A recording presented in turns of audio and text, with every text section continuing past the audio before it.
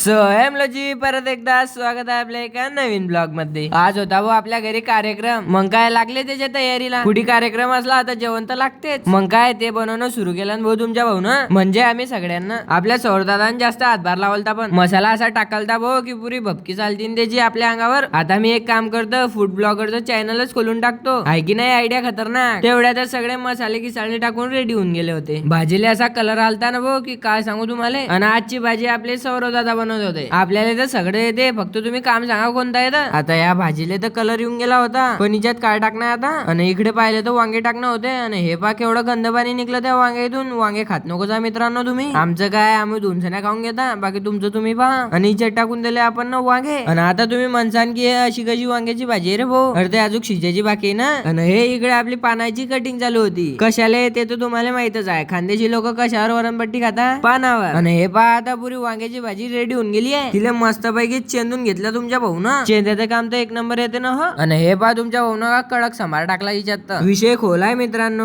बाकी तुम्ही भाजी कशी दिसते एकदम कमेंट करून सांगा। आणि इकडे कुळल्या पापड बी करून ठेवले होते, आणि इकडे थोडीशी बर्फी बी आणून ठेवली, बर्फी कडक होती पण। आणि इकडे मठ्ठा बी आणेल होता, मठ्ठ्याला म्हटलं चाल तुले दाखवतो रस्ता, तो म्हणे कुडलचा, म्हटलं पोटातला, सोडून दिलं भाऊ मग त्याला अंदर लोक। आणि इकडे बट्ट्या काढण्या चालू होत्या, बट्ट्या मस्त पैकी काढून घेतल्या आणि वरण बनवून घेतलं। जेवण एकदम कडक झालं मित्रांनो।